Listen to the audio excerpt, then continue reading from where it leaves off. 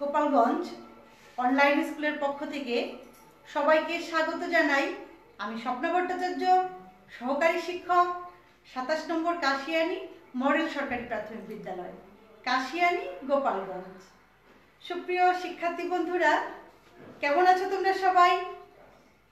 নিশ্চয়ই ভালো আছো, আমিও ভালো আছি। সাপ্তাহিক রুটিন অনুযায়ী নিশ্চয়ই জেনে গেছো আমার চতুর্থ শ্রেণীর শিক্ষার্থী বন্ধুরা, এখন তোমাদের সঙ্গে ক্লাস। আমার চতুর্থ শ্রেণীর শিক্ষার্থী বন্ধুরা নিশ্চয়ই এতক্ষণে খাতা, কলম, বই এবং তোমাদের প্রয়োজনীয় সামগ্রী নিয়ে বসে গেছো। আসো আমরা ক্লাসে চলে যাই। তো ক্লাসে চলে যাওয়ার আগে আমরা একসঙ্গে আনন্দঘন কিছু করি, কেমন হয়? খুব ভালো হয়, তাই না? আমরা একসঙ্গে কি করব? একটা গান করব। আয় তবে সহচরী, হাতে হাতে ধরি ধরি নাচিবি, ঘিরি ঘিরি গাহিবি গান, নাচিবি ঘিরি ঘিরি গাহিবি গান। পাশরিব ভাবনা, পাশরিব যাতনা, পাশরিব ভাবনা, পাশরিব যাতনা, রাখিব প্রমোদে ভরি, দিবানিশি মন প্রাণ, আন্তব বীণা সপ্তম সুরে বাতবে তান। আয় তবে সহচরী, হাতে হাতে ধরি ধরি নাচিবি, ঘিরি ঘিরি গাহিবি গান। আমরা কি সবসময় আনন্দে আমাদের মন প্রাণ ভরে রাখবো, তাই না? সবসময় আনন্দে থাকতে হবে।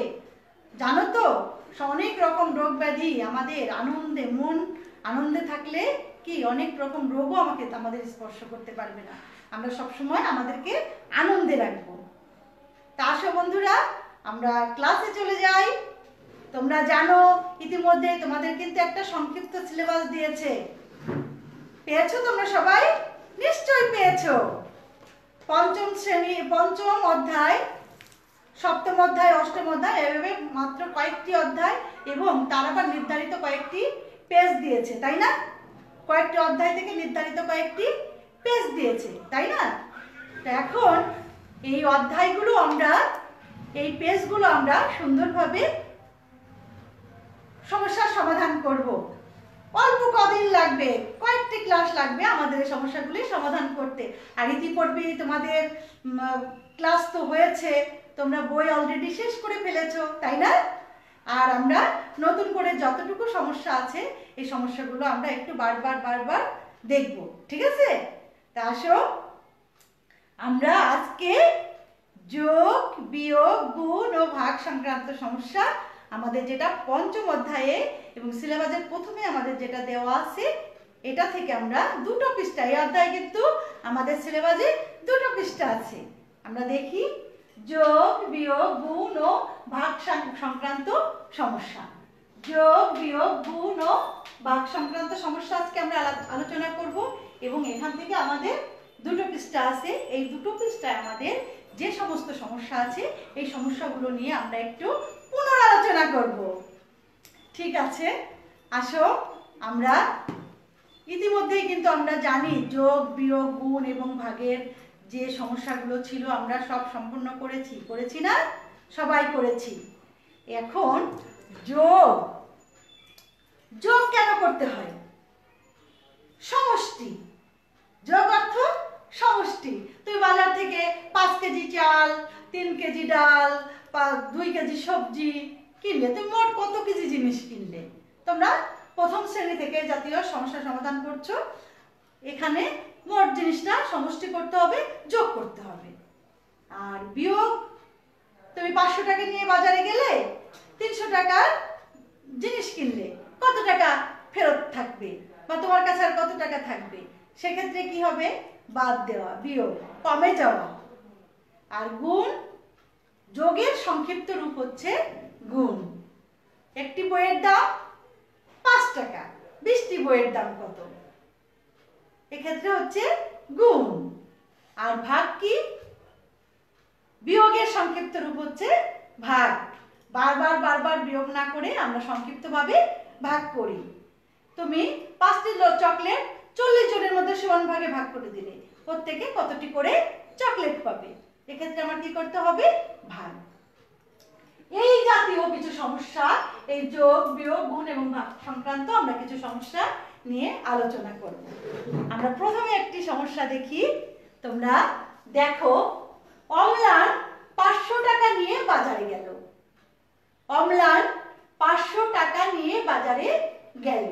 সে 275 টাকার মাছ, 80 টাকার ডাল ও 75 টাকা দিয়ে সবজি কিনল। তার কাছে কত টাকা রইল? নিশ্চয় বুঝে গেছো কি করতে হবে। অম্লান কত টাকা নিয়ে বাজারে গেল? 500 টাকা নিয়ে বাজারে গেল। সে 275 টাকার মাছ এবং 80 টাকার ডাল ও 75 টাকা দিয়ে সবজি কিনল। তার কাছে কত টাকা রইল? আমরা খুব সংক্ষিপ্তভাবে সমস্যাটির সমাধান করতে পারবো, কিন্তু আমরা আজকে করব গাণিতিক প্রতীকের সাহায্যে কিভাবে এই সমস্যার সমাধান করা যায়। গাণিতিক প্রতীকের সাহায্যে যদি আমরা এই সমস্যাটার সমাধান করি, তাহলে অম্লান কত টাকা নিয়ে বাজারে গেল? 500 টাকা নিয়ে বাজারে গেল। এবার সে কি করলো? 275 টাকার মাছ কিনলো আর 80 টাকার ডাল কিনলো আর সবজি কিনলো কত টাকার? 275 টাকার মাছ, 80 টাকার ডাল ও 75 টাকা দিয়ে সবজি কিনলো।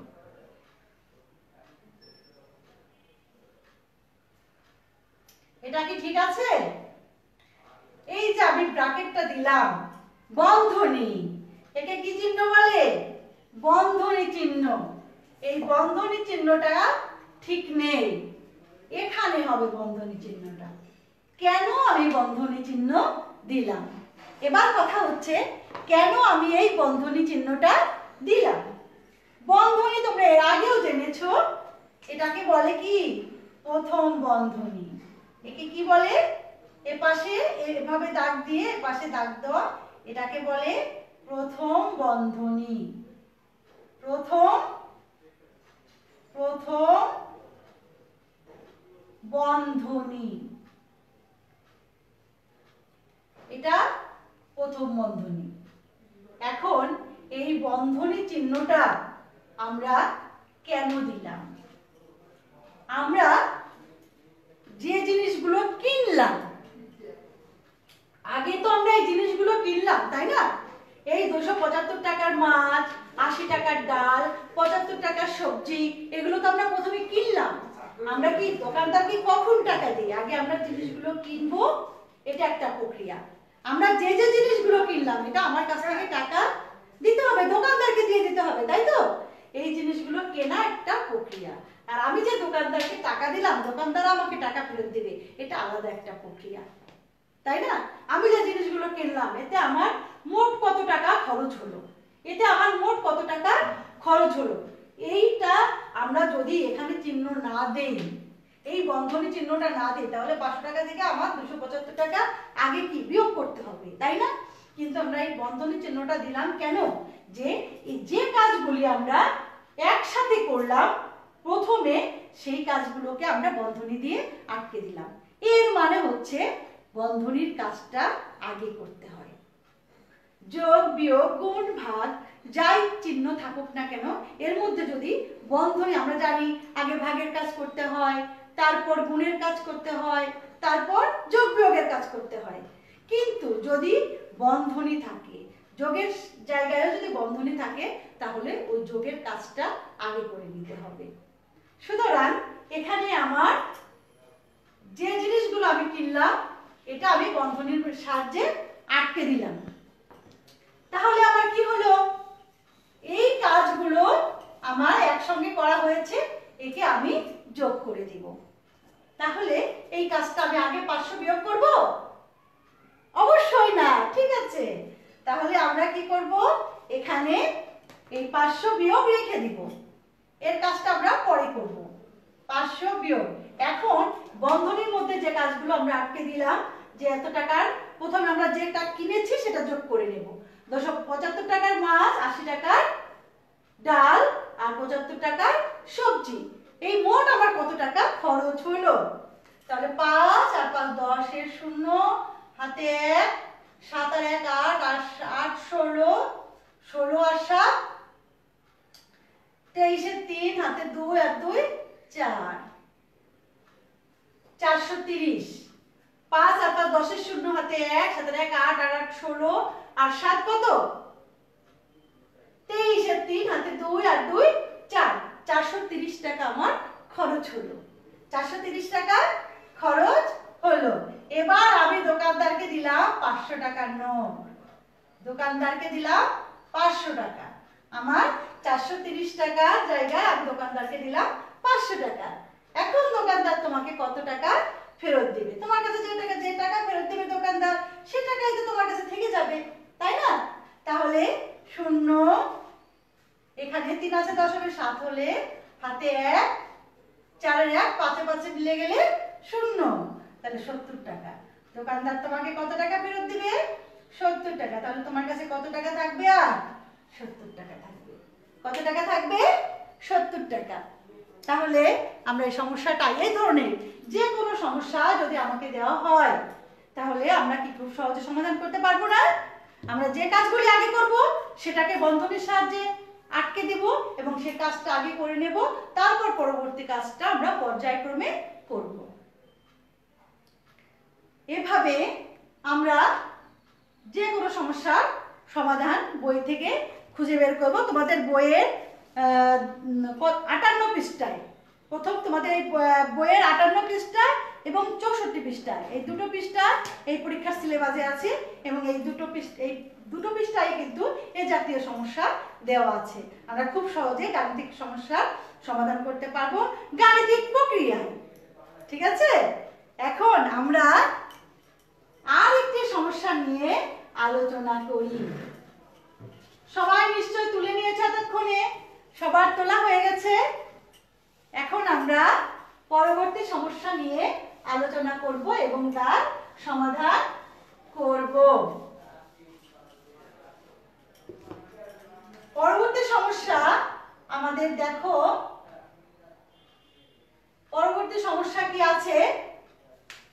আমরা গুণ করতে পারি, সবাই আমরা গুণ করতে পারি। যেমন 24 গুণন 25, এই গুণটা যদি করতে দেওয়া হয় তাহলে আমরা কি করব? 24 লিখে এটা গুণ্য, এখানে 25 গুণক। আমরা যদি জানি যে গুণ্য গুণকের স্থান পরিবর্তন করলে গুণফল একই থাকে, এক্ষেত্রে গুণকের ক্ষেত্রে কি করা হয়? বড় সংখ্যাটিকে গুণ্য ধরা হয়। কোন সংখ্যাটিকে গুণ্য ধরা হয়? বড় সংখ্যাটিকে। তাহলে 25 গুণন 24, এভাবে গুণ করে আমরা গুণফল বের করতে পারি। কিন্তু আমরা গুণ না করে আমরা সংক্ষিপ্ত পদ্ধতিতে কিভাবে এই গুণটা করতে পারি, এই জিনিসটা আমাদের জানা দরকার। যে কত সহজে আমরা মুখে মুখে, আমরা গাণিতিক প্রক্রিয়া অবলম্বন করব না, আমরা কোনো গুণ করে দেখব না, নামতা গুনবো না, আমরা মুখে মুখে গুণ করব। কিভাবে করব? হ্যাঁ, ম্যাজিক, তাই না? আমরা এই জাতীয় সংক্ষেপে গুণ করার ক্ষেত্রে 0 আর 1 এর সঙ্গে সম্পর্ক খুঁজবো সবসময়। কিভাবে 0 এবং 1 বানানো যায়, কিভাবে 0 এবং 1 বানানো যায় এবং এ জাতীয় সংখ্যা দিয়ে গুণ করা যায়। তাহলে দেখো, আমরা এখানে যদি 0 বা 1 বানাতে হয়, আমরা জানি 25 কে 4 দিয়ে গুণ করলে কি হয়? 100। 25 কে 4 দিয়ে গুণ করলে হয় 100। তাহলে 4 গুণন 6, 4 ছক কত? 24 গুণন 25। এবার আমরা যদি এখানে 25 কে 4 দিয়ে গুণ করলাম, 25 গুণন 4 গুণন, এখানে গুণ চিহ্ন না দিলেও হয়, গুণন 6 গুণন 6। এখানে যদি কোনো চিহ্ন না দিই তাহলে এদের মধ্যে সম্পর্ক গুণ ধরা হয়। কি সম্পর্ক ধরা হয়? গুণ ধরা হয়। এক্ষেত্রে আমরা জানি যে 4 25 কত? 100। 100 গুণন 6 সমান যে কোনো সংখ্যাকে 1 দিয়ে গুণ করলে সেই সংখ্যা 6 কে 6। কয়টা শূন্য আছে? দুটো শূন্য বসিয়ে দিলাম। আমরা জানি আমরা শূন্যর গুণের ক্ষেত্রে সংখ্যাকে সংখ্যা দিয়ে গুণ করে যে কয়টি শূন্য আছে সেটা বসিয়ে দিব। তাহলে 6 কে 1 দিয়ে, এখানে সংখ্যা আছে 1, এখানে সংখ্যা আছে 6, তাহলে 6 কে 1 দিয়ে গুণ করলাম, 6 একে 6, শূন্য বসিয়ে দিলাম। তাহলে কত হলো? 600 হলো। দেখো এখানে গুণ করলেও কিন্তু আমার 600 আসবে, কিন্তু সেক্ষেত্রে আমাকে কি করতে হবে? নামতা গুনতে হবে এবং গুণ করতে হবে। আমরা নামতা না গুনে আমরা এই সংক্ষিপ্ত পদ্ধতিতে গুণটা করলাম। তোমরা এভাবে খুব সহজ পদ্ধতিতে এই গুণগুলো করতে পারো। আমরা এই জাতীয় আরো 2-4টি গুণ করলে, এটা নিশ্চয়ই এতক্ষণে তুলে নিয়েছো। হ্যাঁ, এই জাতীয় আমার যদি 24-এর জায়গায় 48 হতো, আমরা 25 যদি থাকে সেক্ষেত্রে খেয়াল করবো 25কে আমরা 4 দিয়ে গুণ করতে, 4 দিয়ে গুণ করে তারপর বাকি সংখ্যা গুণ করে দেব। এভাবে আমরা সংক্ষিপ্ত পদ্ধতিতে 100 বানানো যায় কিভাবে, বাকি সংখ্যাটি রেখে 100 বানিয়ে তারপর বাকি সংখ্যাটি দিয়ে গুণ করব। খুব সহজ পদ্ধতি না? ভীষণ সহজ, তাই না? এখন দেখি আরো সংক্ষিপ্ত গুণ। এটা একটা নিয়ম গেল, তাই না? আমরা এভাবে অন্য সমস্যাগুলোর কিভাবে, যেগুলো 100 বানানো যায় না, গুণ করে এভাবে 100 বানানো যায় না, সেই সংখ্যাগুলোকে আমরা কিভাবে গুণ করব। এক্ষেত্রে আমরা দেখো আরেকটি সমস্যা দেখি। 102 গুণন 11, 102 গুণন 11, 102 গুণন 11। এক্ষেত্রে আমরা কি করতে পারি? এখানে কিন্তু আমার গুণ করে 100 বানানোর কোনো, 11কে কোনো সংখ্যা দিয়ে গুণ করলে কি 100 হবে? হবে না। 102 কে কোন সংখ্যা দিয়ে গুণ করলে 100 হবে? হবে না। সেক্ষেত্রে আমার 100 বানানোর সুযোগ নেই। আগের সমস্যাটি যেভাবে আমরা সমাধান করলাম, এই সমস্যাটি আমরা এইভাবে সমাধান করতে পারবো না। এখন আমাদেরকে মাথা কাটাতে হবে কোন প্রক্রিয়ায় এই সমস্যাটি আমরা গুণ না করে মুখে মুখে করতে পারি। আমরা জানি এখানে আমরা 102 কে কি লিখতে পারি? 100 যোগ 2 লেখা যায়। 100 যোগ 2, এবার গুণন 11।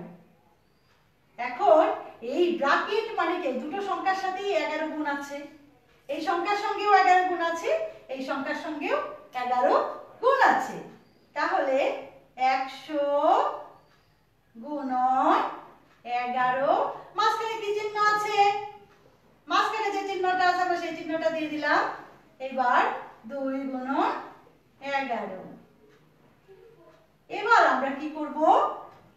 দেখো 11 একে 11, 0 0 যোগ 11 দুয়ে 22। এবার আমরা যোগ করে দেব 2 2 1 1। তাহলে আমার সমস্যাটির সমাধান হয়ে গেল। এই সমস্যাটি আমরা এভাবে গুণ করলেও এই একই উত্তর আসবে, কিন্তু আমরা সবসময় চেষ্টা করব যে এভাবে আমরা কত সংক্ষিপ্ত পদ্ধতিতে গুণ না করে কিভাবে সমাধান করতে পারি। আমরা এমন যদি কোনো সংখ্যা থাকে যে 100-র সাথে যোগ করলে হয় বা 100-র সঙ্গে বিয়োগ করলে হয়, সেক্ষেত্রে আমরা 100-র সাথে যোগ বা বিয়োগ করতে পারি। দেখো 102 গুণন 11, এখানে 102 মানে কি 100 থেকে 2 বেশি, 100 যোগ 2 গুণন 11। এবার এভাবে ব্র্যাকেট দেওয়া মানে কি এর সঙ্গেও 11 গুণ আছে, এর সঙ্গেও 11 গুণ আছে। তাহলে এর সঙ্গে আগে 11 গুণ করে মাঝখানে যে চিহ্নটি আছে সেই চিহ্নটি দিয়ে দিলাম। এবার 2 গুণন 11। এভাবে আমরা এর সঙ্গে একে গুণ করলাম, এর সঙ্গে একে গুণ করলাম। এবার এই দুটো সংখ্যা আমরা যোগ করে দিলাম। কি বোঝা যাচ্ছে? ভীষণ সহজ, খুব মজা পাচ্ছে তাই না? হ্যাঁ, এবার আমরা নিশ্চয় তুলে নিয়েছি এতক্ষণে সবাই। এবার আমরা পরবর্তীতে এ ধরনের আরো একটি সমস্যা দেখি। কি সমস্যা দেখা যায় দেখো। আমরা পরবর্তী আরেকটি সমস্যা দেখি।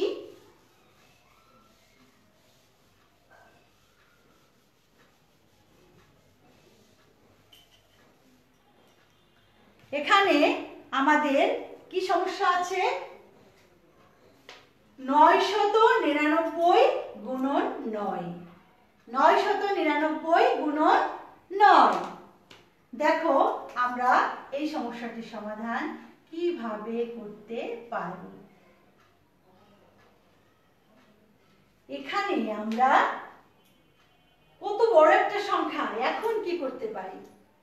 আমরা বলেছি যে 1 আর 0 সঙ্গে সম্পর্ক খুঁজবো, তাই না? এখন আমরা কি করতে পারি? অবশ্যই এখানে আমরা 999 মানে কি 1000 থেকে 1 কম। 1000 থেকে 1 কম। 999 মিন্স 1000 থেকে 1 কম। তাহলে গুণন কত? 9। গুণন হচ্ছে 9। এখন আমরা আগের মতোই 999 মিন্স 1000 বিয়োগ 1। এখন আমরা বলেছি তো যে 100 বা 1000 বা 10000 1 লক্ষ এর সাথে সম্পর্ক খুঁজবো।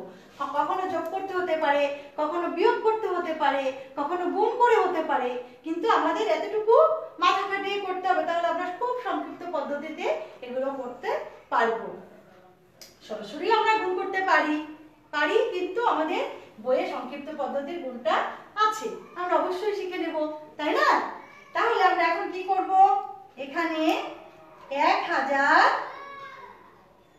গুণন 9। মাঝখানে কি চিহ্ন আছে? বিয়োগ চিহ্ন আছে। মাঝখানে কি চিহ্ন আছে? বিয়োগ চিহ্ন আছে। 1 গুণন 9। 1 গুণন 9। তাহলে এখানে কি হলো? আমার সংখ্যাকে সংখ্যা দিয়ে গুণ করব। এখানে আছে 9, এখানে আছে 1। 9 একে 9। 9 একে 9। শূন্য আছে কয়টি? 1 2 3টি। বিয়োগ এখানে কত? 9। 9 একে 9। তাহলে আমরা এখন কি করব? বিয়োগ করে দেব। 9 আছে 10 হবে, 1 হলে হাতে 1, 1 আছে 10 হবে, 9 হলে হাতে 1, 1 আছে 10 হবে, 9 হলে হাতে 1, 1 আছে 9 হবে, 8 হলে। দেখো কত বড় একটা গুণ, তাই না? আমরা মুখে মুখে করে ফেললাম, আমার গুণ বা নামতা বলতে হলো না। কি সহজ, তাই না? দেখো এভাবে আমরা 9 আছে 10 হবে 1 হলে হাতে 1, 1 আছে 10 হবে 9 হলে হাতে 1, 1 আছে 10 হবে 9 হলে হাতে 1, 1 আছে 9 হবে 8 হলে। এভাবে আমরা করতে পারি। এক্ষেত্রে যদি আমার বিয়োগ করতে হলো, 999 একটা সংখ্যা, সেখানে 1000 থেকে 1 কম, তাকে আমরা 9 দিয়ে গুণ করলাম। প্রথম একে 9 দিয়ে গুণ করে তারপর আমরা কি করব? 999 মাথা কাটাতে হবে, বুঝতে হবে যে এটা 1000 থেকে 1 কম। তাহলে 1000 থেকে আমরা 1 কম লিখলাম, মানে 999, তার সঙ্গে 9 গুণ করলাম। তাহলে কি এই সংখ্যাটার সঙ্গে একবার 9 গুণ করতে হবে, এই সংখ্যাটার সঙ্গে একবার 9 গুণ করতে হবে। আর আমার মাঝখানে যে চিহ্নটি, সেই চিহ্নটি আমি বসিয়ে দেব। তাহলে 1000 গুণন 9 বিয়োগ 1 গুণন 9। এভাবে আমরা বিয়োগ করলাম। কি খুব ভালো লাগছে, তাই না? আরো একটি সমস্যার সমাধান আমরা করি, দেখি কিভাবে এই সমস্যাগুলোর সমাধান করা যায়। দেখো এখানে আমার পরবর্তী আছে, আমরা পরবর্তী সমস্যাটি দেখব। এখানে আছে কি 25 গুণন 16, 25 গুণন 16। আমরা এক্ষেত্রে আবার সেই প্রথম সমস্যাটির মতো, তাই না, কি করতে পারি? এক্ষেত্রে আমরা 25 গুণন 4 গুণ 4 লিখতে পারি। তাহলে কি 25 গুণন 4 গুণন 4। এক্ষেত্রে আবার এই গুণটা আগে নিয়ে আসলাম, সবই তো গুণ। এক্ষেত্রে এই গুণটাকে আমরা পরে নিয়ে গেলাম। 4 25 কত হবে? 100 গুণন 4, 4 একে 4, দুটো শূন্য ছিল বসিয়ে দিলাম, 400। কত হলো? 400। তো এভাবে আমরা সব গুণগুলো করতে পারবো না বইয়ে। তবে এবার আমরা বইয়ের সঙ্গে আসি। দেখো তোমাদের বইয়ের এই 5 অধ্যায়ের কি 2টো পৃষ্ঠা আছে সিলেবাসে, তাই না? খুব সংক্ষিপ্ত সিলেবাস, খুব খুশি সবাই। তাহলে দেখো বইয়ের 64 পৃষ্ঠায় দেখা যাচ্ছে, বইয়ে 64 পৃষ্ঠায় এই জাতীয় কিছু সহজ পদ্ধতি বা বিকল্প পদ্ধতির গুণ আছে। কয়টি আছে এখানে? 6টি আছে। তাহলে বাড়ির কাজ আমি দেখতে চাই এই 6টি সমস্যার সমাধান করে কে কত দ্রুত মেসেঞ্জার বক্সে আমাকে বাড়ির কাজ পাঠাও। নিশ্চয়ই এতক্ষণে সবাই বসে গেছো বাড়ির কাজ নিয়ে। কত পৃষ্ঠা? 64 পৃষ্ঠায় 2-এর 1 থেকে 6 নম্বর। 64 পৃষ্ঠা আমাদের বইয়ে, তোমরা একটু লিখে নিতেও পারো, আর লিখে নেওয়ার প্রয়োজন নাই, কারণ আমি জানি ইতিমধ্যেই তোমরা অনেকেই বসে গেছো প্রতিযোগিতা, কে কার আগে বাড়ির কাজ পাঠাতে পারে। 64 পৃষ্ঠার 2 নম্বরের 1 থেকে 6, 1 থেকে 6, এই 64 পৃষ্ঠার 2 নম্বরের 1 থেকে 6 আমরা বাড়ির কাজ করে দ্রুত মেসেঞ্জার বক্সে পাঠিয়ে দেব।